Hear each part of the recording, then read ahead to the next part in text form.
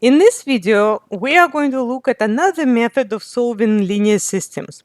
And really, there are a whole bunch of methods, and you guys will sometimes have a choice. Whichever method works better or easier, that's the one you're going to use. But in this case, they tell us to use the method of what's called substitution. The method of substitution requires you to solve one of the equations for a variable, x or y. Once you do that, you are going to substitute whatever you got for that one variable you solved for into the other equation, and that'll allow you to solve for the second variable. Once you get that one, you come back to your first equation and you will plug it in and see what happens. Okay, now that I completely confused you, let me actually show you what to do here. All right. From the first equation, 2x plus y equals -9. I can pretty easily solve this for y. I do that by subtracting 2x from both sides, right? It's going to cancel on the left-hand side, and I will get y equals -9 minus 2x. Be sure not to combine the two terms because the first term is just a number and the other one has an x, and you cannot combine them. Once I expressed y in terms of x, okay, this is my relationship between y and x, I'm going to take it and plug it in for y into the other equation, okay? The one I haven't used yet, which is the second equation in this case. All right, let's do that. We've got x minus 2. Instead of y, I plug in -9 minus 2x. Okay, equal to -2. How do I solve that? The first thing I'm going to do is distribute that 2 to both terms.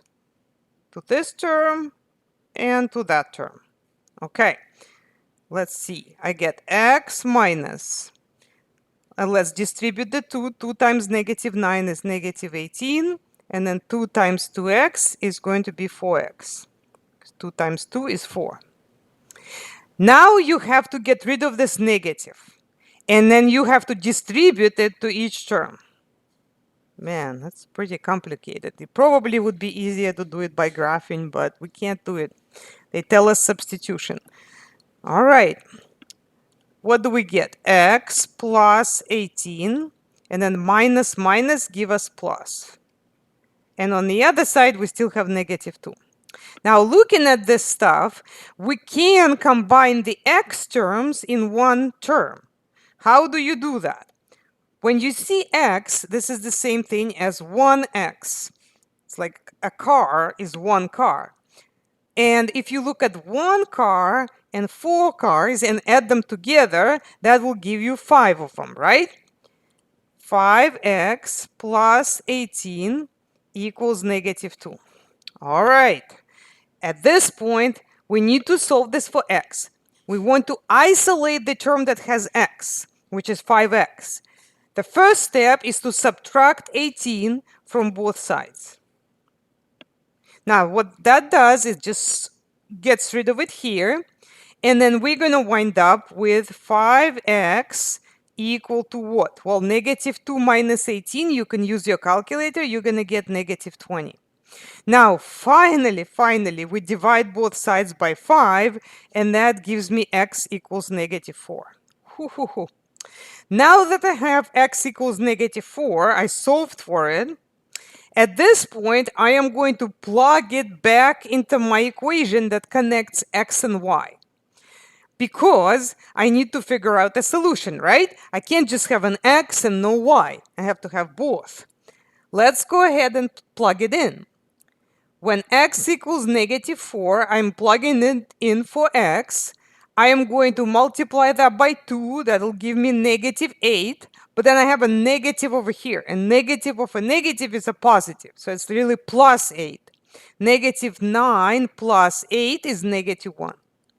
And that's how I can solve the system. So I think I got -4, -1. However, I do want to check and see if that's correct. Maybe it's not correct. Let's open Desmos calculator. Let's clear everything. And I'm going to type the left-hand side of each equation, replacing the variables by empty parentheses. Now, I think -4, -1 is a solution. Let's put them in parentheses.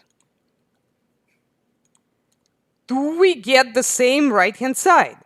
Well, yes, if you look over here, you can see that this -9 matches this -9, right? Which is good. That means it's a solution. And then this -2, this -2 is also matching. So the pair of numbers we got gives us a truth statement for both equations, which means that we are 100% sure we got our answer correct.